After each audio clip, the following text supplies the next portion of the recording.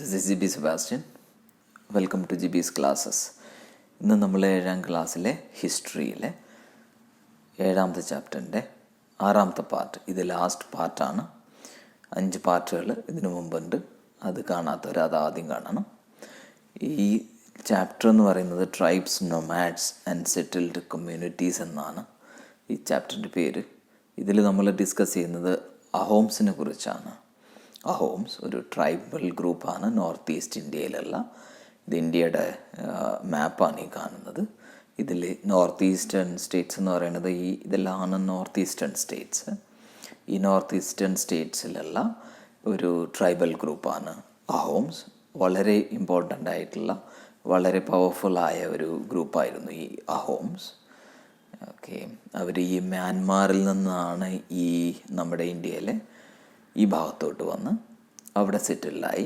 അവിടെ വലിയൊരു ഇൻഫ്ലുവൻഷ്യലായ വളരെ പവർഫുള്ളായ ഒരു ട്രൈബൽ ഗ്രൂപ്പായി മാറിയതാണ്.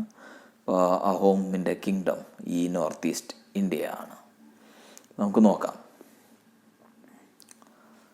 നമുക്ക് tribes of eastern India, north east ഇന്ത്യയിലെ നോർത്ത് ഈസ്റ്റേൺ പാർട്സിലെ ട്രൈബ്സിൻ്റെ ഒരു മാപ്പാണ് ഇവിടെ കാണിച്ചിരിക്കുന്നത്.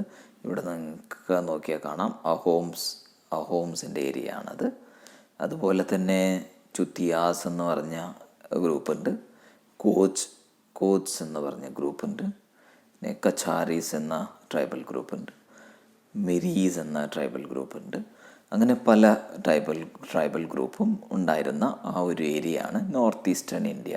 ആസാം, അരുണാചൽ പ്രദേശ്, നമ്മുടെ 7 സിസ്റ്റേഴ്സ്, സിക്കിം, മണിപ്പൂർ, ആ സ്ഥലമൊക്കെയാണ്, നാഗാലാൻഡ്, ആ സ്ഥലമൊക്കെയുള്ള നമ്മുടെ ഇന്ത്യയുടെ ആ ഭാഗമാണ് ഈ നോർത്ത് ഈസ്റ്റ് ഇന്ത്യ എന്ന് പറയുന്നത്. അപ്പോൾ ഈ ഭാഗത്തുണ്ടായിരുന്ന ഒരു മെയിനായിട്ടുള്ള പവർഫുള്ളായ ഒരു ട്രൈബൽ ഗ്രൂപ്പായിരുന്നു അഹോംസ്. അപ്പോൾ അഹോംസിനെ കുറിച്ചാണ് നമ്മൾ ഈ പാർട്ടിൽ ഡിസ്കസ് ചെയ്യുന്നത്. The അഹോംസ്. The Ahoms migrated to the Brahmaputra Valley from the present-day Myanmar in the 13th century. 13th centuryയിൽ 13ാം സെഞ്ച്വറിയിൽ പ്രസൻറ്റ് ഡേ മ്യാൻമാറിൽ നിന്ന്, ഇപ്പോഴുള്ള മ്യാൻമാർ ആ സ്ഥലത്തായിരുന്നു അവരുടെ ബേസിക്കലി അവരുണ്ടായിരുന്നത്. അവിടെ നിന്ന് മൈഗ്രേറ്റ് ചെയ്യപ്പെട്ട, അവിടെ നിന്ന് വന്ന ആൾക്കാരാണ് ഈ അഹോംസ്.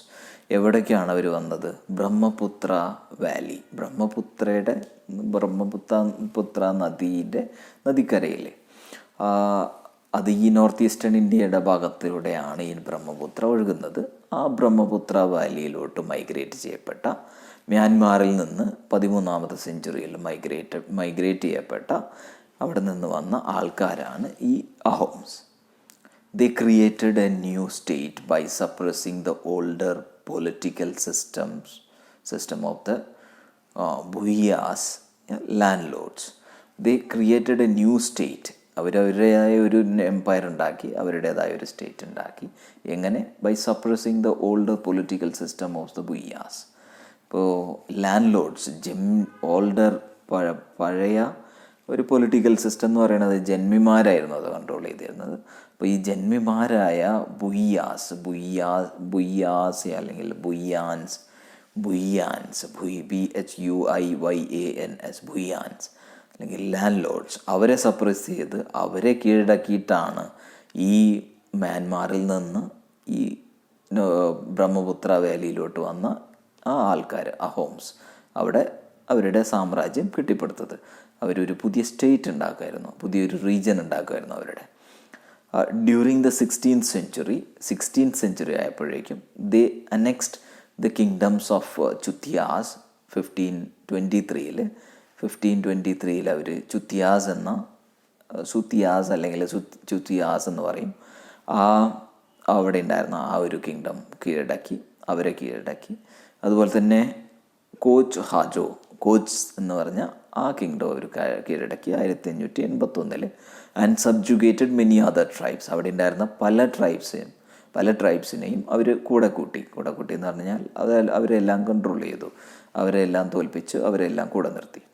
അപ്പോൾ ഇവരാദ്യമായിട്ട് മ്യാൻമാറിൽ നിന്ന് വന്നു, വന്ന് അവിടെ ഉണ്ടായിരുന്ന ഈ ബുയ്യാൻസ് എന്ന ലാൻഡ് ലോഡ്സിൻ്റെ ഗ്രൂപ്പിനെ അവർ സപ്രസ് ചെയ്ത് തോൽപ്പിച്ചു, അവിടെ കീഴടക്കി. അതുപോലെ തന്നെ 16th സെഞ്ച്വറി ആയപ്പോഴേക്കും ചുത്തിയാസ് എന്ന് പറയുന്ന ട്രൈബൽ ഗ്രൂപ്പിനെയും കിങ്ഡത്തിനെയും, കോച്ച് എന്ന് പറയുന്ന ട്രൈബൽ കിങ്ഡത്തിനെയും ഒക്കെ ഇവർ, അതുപോലെ തന്നെ മറ്റു പല ട്രൈബ്സിനെയും കീഴടക്കി അവരവരുടെ കൂടെ കൂട്ടി.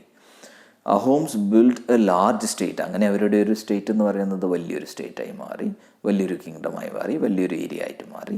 And for this they used fire arms as early as 1530s. 1530കളിൽ തന്നെ അവർക്ക് അവരുടേതായ തോക്കുകൾ, ഫയർ ആംസ് ഒക്കെ അവരുണ്ടാക്കുമായിരുന്നു. അപ്പോൾ അതൊക്കെ ഉപയോഗിച്ചിട്ടാണ് ഇത്രയും ആൾക്കാരെ കീഴടക്കാനും ഇത്ര വലിയൊരു സ്റ്റേറ്റ് ഉണ്ടാക്കാനും കിങ്ഡം ഉണ്ടാക്കാനും അവർക്ക് സാധിച്ചത്.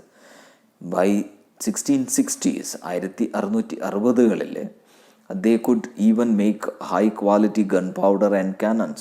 ഗൺപൗഡറും കാനൻസും പീരങ്കികളൊക്കെ ഉണ്ടാക്കാൻ അവർക്ക് പറ്റി 1660കളിൽ ആ സമയത്ത് പോലും.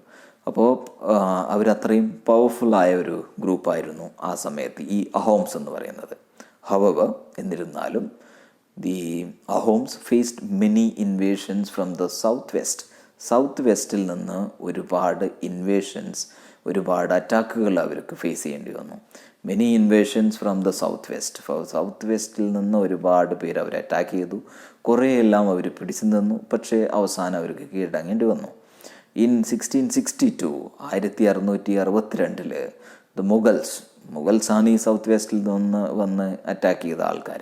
അപ്പോൾ ഈ മുഗൾസ് അണ്ടർ മിർജുംലയുടെ ഡയറക്ഷനിൽ, മിർജുംലയുടെ കീഴിൽ ഈ മുഗൾസ് അറ്റാക്ട് ദ അഹോം കിങ്ഡത്തെ അവർ അറ്റാക്ക് ചെയ്തു 1662 മുഗൾസിൽ, മിർജുംലയുടെ ലീഡർഷിപ്പിൽ. ഡിസ്പൈറ്റ് ദെയർ ബ്രേവ് ഡിഫെൻസ്, ബ്രേവായിട്ട് അവർ ഡിഫെൻഡ് ചെയ്തു, അവരോട് യുദ്ധം ചെയ്തു. ഈ അഹോംസ് മുഗൾസിനോട് യുദ്ധം ചെയ്തു. പക്ഷേ എന്ത് പറ്റി? അഹോംസ് വെർ ഡിഫീറ്റഡ്, അഹോംസ് തോറ്റുപോയി. ഇപ്പോൾ മുഗൾസിൻ്റെ എവിടെയായിരുന്നു ഈ മുഗൾസിൻ്റെ എംപയർ എന്ന് പറഞ്ഞാൽ? ഈ കാണുന്നതെല്ലാം ഇവിടെ കാശ്മീരും പാകിസ്ഥാനും അഫ്ഗാനിസ്ഥാനും ഇന്ത്യയുടെ നോർത്തേൺ പാർട്സും സെൻട്രൽ പാർട്ടും അതുപോലെ തന്നെ സദേൺ പാർട്ടും, നമ്മുടെ കൊച്ചു കേരളവും തമിഴ്നാടിൻ്റെ കുറച്ച് ഭാഗങ്ങളൊക്കെ വിട്ട് കഴിഞ്ഞാൽ ബാക്കി എല്ലാ സ്ഥലത്തും മുഗൾസ് വന്ന് അറ്റാക്ക് ചെയ്ത സ്ഥലങ്ങളാണ്.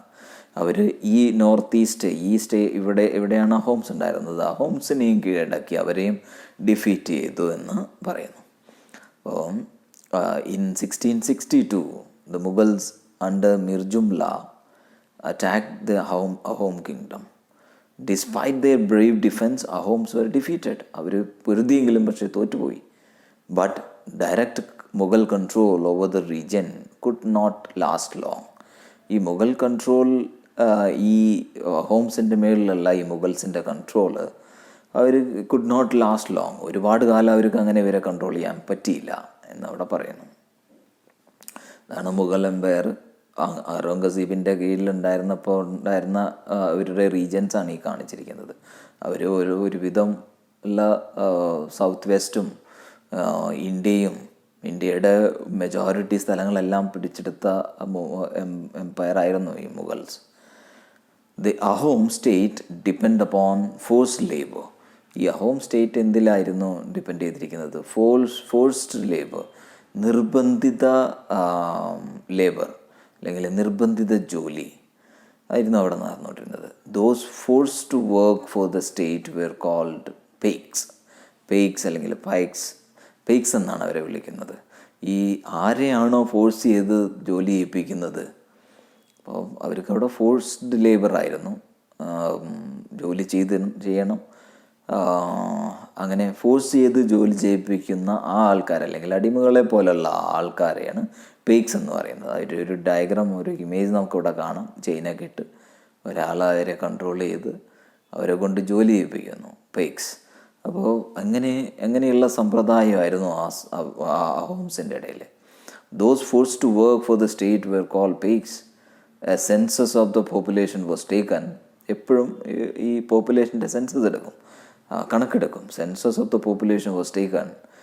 Each village had to send a number of paiks by rotation. ഓരോ വില്ലേജും ഓരോ ഗ്രാമവും ഈ ആൾക്കാരെ പെയ്ക്സ് ആയിക്കൊണ്ട് ഇങ്ങനെ ഫോഴ്സ്ഡ് ലേബറിന് വേണ്ടിയിട്ട് സ്റ്റേറ്റിന് വേണ്ടി വർക്ക് ചെയ്യാനായിട്ട്, ദേശത്തിന് വേണ്ടി രാജ്യത്തിന് വേണ്ടി വർക്ക് ചെയ്യാനായിട്ട് ഓരോ വില്ലേജും ഒരു സെർട്ടൈൻ എമൗണ്ട് ഓഫ് ആൾക്കാരിനെ, ഒരു കുറച്ച് ആൾക്കാരെ റൊട്ടേഷനിൽ ഇതിന് ഈ ജോലിക്ക് വേണ്ടി വിട്ടിരിക്കണം. അങ്ങനെയായിരുന്നു rule. Each village had to send a number of paiks by rotation. ഒരു സംഖ്യ ഉണ്ടാവും, ഇത്ര സംഖ്യ എല്ലായ്പ്പോഴും അവർ റൊട്ടേഷനിൽ കുറച്ച് പേരെ വിടും, പിന്നെ അവർ വരുമ്പോൾ വേറെ കുറച്ച് പേരെ വിടും, അങ്ങനെ റൊട്ടേഷനിൽ അവരെ വിട്ടുകൊണ്ടിരിക്കണം. അങ്ങനെയായിരുന്നു. People from heavily populated areas were shifted to less populated places. അപ്പോൾ അങ്ങനെ ഇരുന്നപ്പോൾ ഈ ഹെവിലി പോപ്പുലേറ്റഡ് ഏരിയാസിൽ നിന്ന ആൾക്കാരെല്ലാം ഹോംസ് അവരെന്ത് ചെയ്തു, ലെസ് പോപ്പുലേറ്റഡ് പ്ലേസസിലോട്ട് മാറി. ചിലപ്പോൾ അവർക്കധികം അങ്ങനെയുള്ള ജോലി ചെയ്യേണ്ടി വരില്ലായിരിക്കും. അങ്ങനെ ലെസ് പോപ്പുലേറ്റഡ് ആയിട്ടുള്ള അധികം ആൾക്കാരില്ലാത്ത സ്ഥലത്തോട്ട് പോയി കഴിയുമ്പോൾ അങ്ങനെ ആയിരിക്കാം. അപ്പോൾ പീപ്പിൾ ഫ്രം ഹെവിലി പോപ്പുലേറ്റഡ് അല്ലെങ്കിൽ നന്നായി ഒരുപാട് ആൾക്കാർ ഉള്ള തിങ്ങി താമസിക്കുന്ന സ്ഥലത്ത് നിന്നും ഈ അഹോംസ് അധികം ആൾക്കാരില്ലാത്ത സ്ഥലത്തോട്ട് അവർ മാറി, താമസം മാറി. Ahom clans were thus broken up. അങ്ങനെ അഹോം ക്ലാൻസ് എന്ന് പറഞ്ഞാൽ ഒരേ ആൻസസ്റ്റർ അല്ലെങ്കിൽ ഒരേ ഗ്രാൻഡ് പാരൻസ് ഉള്ള ഒരേ പാരൻസിൽ നിന്ന് വന്ന ഒരു ഫാമിലി ഗ്രൂപ്പിനെയാണ് ക്ലാൻസ് എന്ന് പറയുന്നത്. അപ്പോൾ അങ്ങനെ ഈ Ahom clans thus broken up എന്ന് പറഞ്ഞാൽ പലരും പല സ്ഥലത്തോട്ട് പോയി. They broken up. അപ്പോൾ by the first half of the 17th സെഞ്ചുറീൻ്റെ ഫസ്റ്റ് ഹാഫ്, അതായത് 1650 അതിന് മുമ്പുള്ള കാലഘട്ടം. By the first half of the 17th century the administration became quite centralised എന്ന് പറഞ്ഞാൽ ഒരു സെൻട്രലിൽ നിന്നായിരുന്നു അവരെല്ലാം കൺട്രോൾ ചെയ്തിരുന്നത്. അവർക്ക് സ്പെസിഫിക് ആയിട്ടുള്ള സിസ്റ്റമാറ്റിക് ഓർഡേഴ്സ് കിട്ടും.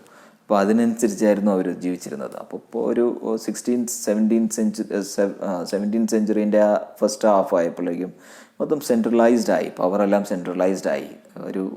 ഒരു ഓർഡർ ഒരു സെൻറ്ററിൽ നിന്ന് കിട്ടും, പക്ഷെ അവർക്ക് മറ്റുള്ളവർക്കെല്ലാം അത് ഫോളോ ചെയ്യണം, അങ്ങനെയുള്ളതായി. Almost all adult males served in the army during the war. Almost all adult males, എല്ലാ പ്രായപൂർത്തിയായ യുവാക്കൾക്കും അഡൽട്ട്സിനും എന്ത് ചെയ്യണമായിരുന്നു, ആർമിയിൽ സെർവ് ചെയ്യണമായിരുന്നു. കമ്പൽസറി സർവീസ് ആയിരുന്നു ആർമിയിൽ വാറിൻ്റെ സമയത്ത് യുദ്ധം ചെയ്യണം. അതർ ടൈംസ്, മറ്റ് സമയങ്ങളിൽ ദേ വർ engaged in building dams.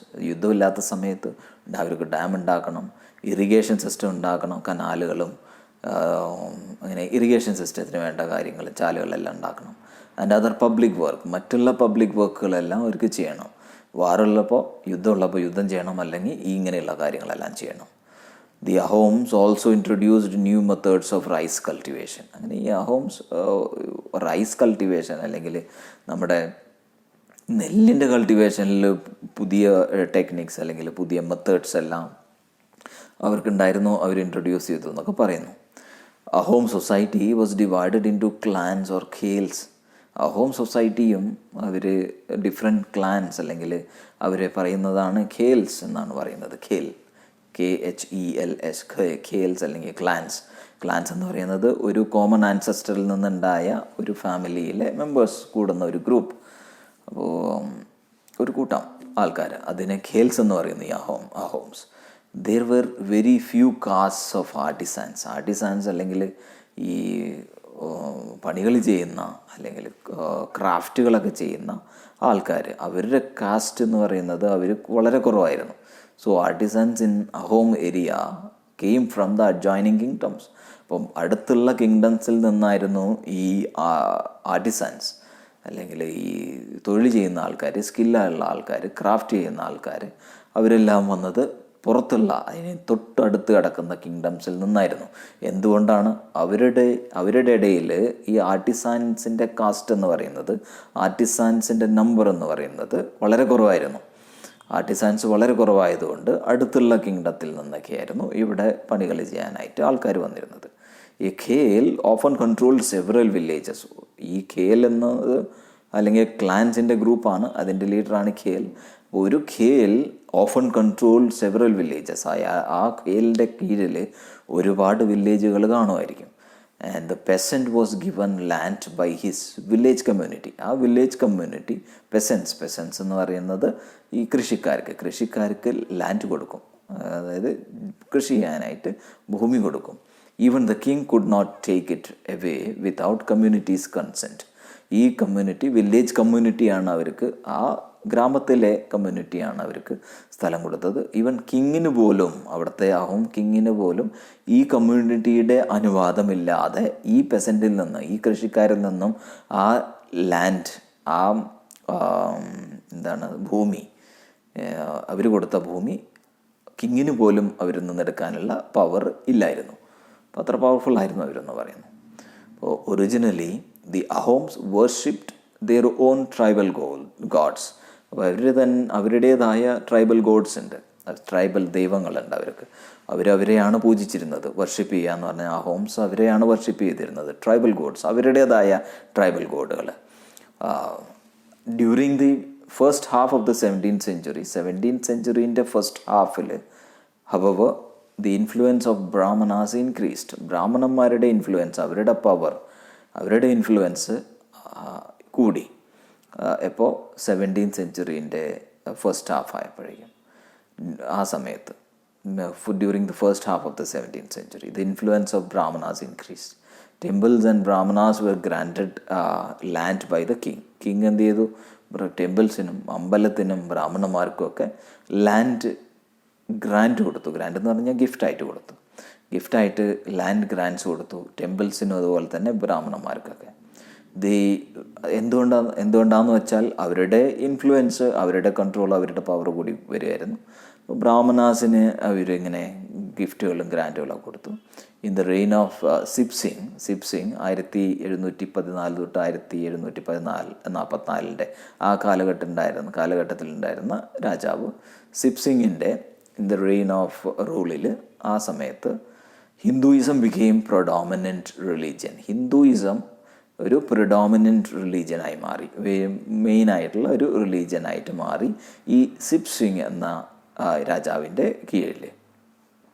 But the Ahom kings did not completely give up their traditional beliefs after adopting Hinduism. അവർ ഹിന്ദുയിസം അഡോപ്റ്റ് ചെയ്തെങ്കിലും, ഹിന്ദുക്കളായിട്ട് മാറിയാലും അവർ കംപ്ലീറ്റായിട്ട്, അഹോം കിങ്സ് ഒരിക്കലും completely did not give up their traditional belief. അവരുടെ ട്രഡീഷണൽ ബിലീഫ്സ് അവർ കംപ്ലീറ്റായിട്ട് വിട്ടുകൊടുത്തിരുന്നില്ല, അല്ലെങ്കിൽ വേണ്ടെന്ന് വെച്ചിരുന്നില്ല. അവർ ഹിന്ദുയിസം സ്വീകരിച്ചെങ്കിലും അവരുടെ ട്രഡീഷണൽ ബിലീഫുകൾ, അവരുടേതായ ഓരോ ആചാരങ്ങളും വിശ്വാസങ്ങളും അവർ മുറുകെ പിടിച്ചു. Ahom society was very sophisticated എന്ന് പറഞ്ഞാൽ ഡെവലപ്ഡ് അല്ലെങ്കിൽ വെൽ ലേൺഡ് ഒക്കെ ആയിരുന്നു അഹോം സൊസൈറ്റി എന്ന് പറയുന്നത്. അപ്പോൾ പോയറ്റ്സ് ഉണ്ടായിരുന്നു അവരുടെ കൂടെ, കവികളും സ്കോളേഴ്സ് എന്ന് പറഞ്ഞാൽ വലിയ വിദ്യാസമ്പന്നരും. Were given land grants. അവർ ഇങ്ങനെയുള്ള പോയറ്റ്സിനും സ്കോളേഴ്സിനും ഒക്കെ, വലിയ വിദ്വാൻമാർക്കൊക്കെ ഈ രാജാവ് ലാൻഡ് ഗ്രാൻഡ്സ് കൊടുക്കും. ലാൻഡ് ഗ്രാൻഡ് എന്ന് പറഞ്ഞാൽ ഭൂമി ഗിഫ്റ്റായിട്ട് കൊടുക്കുക. ബ്രാഹ്മണന്മാർക്കും അമ്പലത്തിനൊക്കെ കൊടുത്ത പോലെ ഇവർക്കും. അതുകൊണ്ടായിരിക്കാം ആ ഒരു ഈ ലേണിങ്ങിനെ അല്ലെങ്കിൽ വിദ്യാഭ്യാസത്തെ പ്രൊമോട്ട് ചെയ്ത ഒരു ഗ്രൂപ്പായിരുന്നു Ahom society. Theatre was encouraged. Theatre, drama, നാടകങ്ങൾ എല്ലാം അവർ എൻകറേജ് ചെയ്തിരുന്നു. Important works of Sanskrit were translated into local language. സംസ്കൃതത്തിലെ ഇമ്പോർട്ടൻറ്റ് വർക്കുകൾ, ഇമ്പോർട്ടൻറ്റ് ബുക്കുകളെല്ലാം അത് ട്രാൻസ്ലേറ്റ് ചെയ്യപ്പെട്ടിരുന്നു അവരുടെ ലോക്കൽ ലാംഗ്വേജിലോട്ട്. അപ്പോൾ അത്രയും ഇമ്പോർട്ടൻ്റ് ആയിരുന്നു, അവരുടെ സോഫിസ്റ്റിക്കേറ്റഡ് ആയിരുന്നു, ലേൺഡ് ആയിരുന്നു ഈ അഹോം സൊസൈറ്റി എന്ന് പറയുന്നത്. Historical works known as Buranjis. Historical work, അവരുടെ ഹിസ്റ്ററിയാണ്. Historical works known as Buranjis എന്ന് പറയുന്ന അവരുടെ historical work were also written first in Ahom language. അഹോം ലാംഗ്വേജിലും അത് എഴുതിയിട്ടുണ്ട്. അത് എഴുതപ്പെട്ടിട്ടുണ്ട്. ആൻഡ് ദെൻ ഇൻ ആസാമീസ്, ആസാമിൻ്റെ റീജിയനാണ്, അവിടെ ആസാമീസ് ഭാഷ സംസാരിക്കുന്നവരുണ്ട്. അപ്പോൾ അഹോമിൻ്റെ ലാംഗ്വേജിലും അതുപോലെ തന്നെ ആസാമീസ് ലാംഗ്വേജിലും ഒക്കെ എല്ലാം ഈ ബുറാഞ്ചിസ് എന്ന് പറയുന്നത് ഈ ഹിസ്റ്റോറിക്കൽ വർക്കാണ്, അവരുടെ ഹിസ്റ്ററിയാണ്. ആ ഹിസ്റ്ററി അഹോമിൻ്റെ ലാംഗ്വേജിലും അതുപോലെ തന്നെ ആസാമീസ് ലാംഗ്വേജിലും ഒക്കെ തർജ്ജമ ചെയ്തിട്ടുണ്ട്, ട്രാൻസ്ലേറ്റ് ചെയ്യപ്പെട്ടിട്ടുണ്ട്. അപ്പോൾ ഇതിൽ നിന്നെല്ലാം എന്ത് മനസ്സിലാക്കാൻ പറ്റും? അവർ വളരെ വിദ്യാസമ്പന്നരായ ഒരു സൊസൈറ്റി ആയിരുന്നു. അപ്പോൾ ഇനി നമ്മൾ ഈ പാഠത്തിൻ്റെ കൺക്ലൂഷനിലോട്ടാണ് വരുന്നത്. ഇതിൽ 6 പാർട്ടുകൾ നമ്മൾ ഡിസ്കസ് ചെയ്തിരുന്നു, 6 ഹെഡിങ്ങുകൾ നമ്മൾ ഡിസ്കസ് ചെയ്തു. ഇത് അവസാനത്തെ കൺക്ലൂഷനാണ്. Considerable social change took place in the subcontinent during the period we have been examining. നമ്മൾ ഈ നോക്കിക്കൊണ്ടിരുന്ന ഈ പീരീഡിൽ considerable social change took place in the subcontinent എന്ന് പറഞ്ഞാൽ നമ്മുടെ ഇന്ത്യയിൽ ഈ സമയത്ത് during this period we have seen considerable social change that was happening. Varna based society എന്ന് പറഞ്ഞാൽ കളറിനനുസരിച്ചുള്ള കാസ്റ്റ് സിസ്റ്റം ഫോളോ ചെയ്തു വന്ന ആ സൊസൈറ്റിയും അതുപോലെ തന്നെ ട്രൈബൽ പീപ്പിളും ഇത് രണ്ടിനെ കുറിച്ചാണ് നമ്മളിതിൽ ഡിസ്കസ് ചെയ്തത്. Constantly interacted with each other. അവരങ്ങോട്ടും ഇങ്ങോട്ടും അന്യോന്യം ഡിപ്പെൻഡ് ചെയ്തിരുന്നു, അന്യോന്യം ബന്ധപ്പെട്ടിരുന്നു. അപ്പോൾ കോൺസ്റ്റൻ്റ്ലി ഇവർ തമ്മിലുള്ള ഇൻ്ററാക്ഷൻ ഉണ്ടായിരുന്നു, ഈ വർണ്ണ ബേസ്ഡ് സൊസൈറ്റിയും ട്രൈബൽ പീപ്പിളും തമ്മിൽ. This interaction caused both kinds of societies to adapt and change. അപ്പോൾ അങ്ങനെയുള്ള ഇവരുടെ തമ്മിലുള്ള ഇൻ്ററാക്ഷൻസ്, ഇവർ തമ്മിലുള്ള കമ്മ്യൂണിക്കേഷൻ, ഇവരുടെ തമ്മിലുള്ള എക്സ്ചേഞ്ച്, ഡിപ്പെൻഡൻസ്, രണ്ടുപേരും അങ്ങോട്ട് അന്യോന്യം ഡിപ്പെൻഡ് ചെയ്തിരുന്നു. അപ്പോൾ അതെല്ലാം കാരണം എന്ത് പറ്റി? there was these societies adapted and there was change in the society. These interactions caused both kinds of societies, both these type of society to adapt and to change. അവർ മാറാനും അതുപോലെ തന്നെ അഡാപ്റ്റ് ചെയ്യാനും അവർക്ക് ഇങ്ങനെയുള്ള ഇൻ്ററാക്ഷൻസ് സഹായിച്ചു. There were many different tribes and they took up diverse livelihoods. Livelihood എന്ന് പറഞ്ഞാൽ occupation, ജോലികൾ. പല ഡിഫറെൻറ്റ് ടൈപ്സ് ഉണ്ടായിരുന്നു. അവരുടെ എല്ലാം ഈ ഒക്കുപ്പേഷൻ അല്ലെങ്കിൽ ജോലി എന്ന് പറയുന്നത് വേറെ ആയിരുന്നു. ഡൈവേഴ്സ് എന്ന് പറഞ്ഞാൽ വേറെ, ഡിവേഴ്സ് അല്ലെങ്കിൽ ഡൈവേഴ്സ്. മറ്റേ ഡൈവേഴ്സ് അല്ല, ഇത് ഇവിടെ ഈ പറയുന്നത് വിഭിന്നമായ അല്ലെങ്കിൽ ഡിഫറെൻറ്റ് ടൈപ്സ് ഓഫ് ലൈവ്ലിഹുഡ്സ് ഉണ്ടായിരുന്നു എന്നാണ് പറയുന്നത്. Over a period of time, കുറച്ച് സമയം കഴിഞ്ഞപ്പോൾ many of dum merged with caste based society. അപ്പോൾ അവരുടെ ഒക്കുപ്പേഷൻ അനുസരിച്ച് അവർ വേറെ ട്രൈബ്സ് ആയിരുന്നു, വേറെ ഒക്കുപ്പേഷൻ ഉണ്ടായിരുന്നു, അവർ വേറെ ജോലി ചെയ്യുമായിരുന്നു. Over a period of time, ഒരുപാട് കാലം കഴിഞ്ഞപ്പോൾ മെനി ഓഫ് ദം, അങ്ങനെയുള്ള പലരും merged with caste based society വർണ്ണത്തെ ബേസ്ഡ് ചെയ്തുകൊണ്ടുള്ള, കളറിനെ ബേസ് ചെയ്തുകൊണ്ടിരുന്ന കാസ്റ്റ് ബേസ്ഡ് സൊസൈറ്റി ആയിരുന്നു നേരത്തെ ഉണ്ടായിരുന്ന ഈ ബ്രാഹ്മണന്മാരുടെ ആ സൊസൈറ്റി. പക്ഷേ over the period of time മെല്ലെ ഈ ട്രൈബ്സും ഈ കാസ്റ്റ് ബേസ്ഡ് സൊസൈറ്റീൻ്റെ അംഗങ്ങളായി മാറി.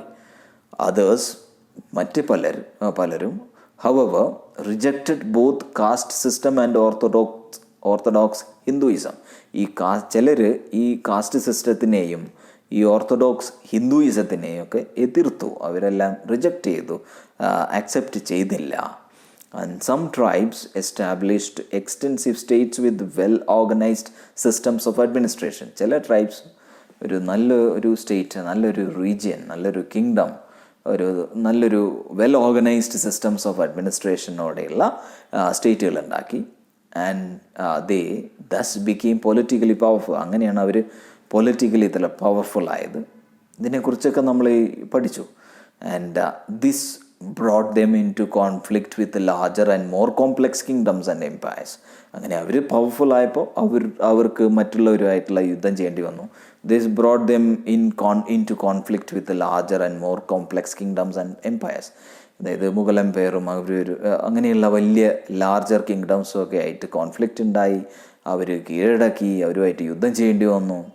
അങ്ങനെയൊക്കെ നമ്മൾ ഈ ചാപ്റ്ററിൽ ഈ 6 പാർട്ടുകളിലൂടെ പഠിച്ചു.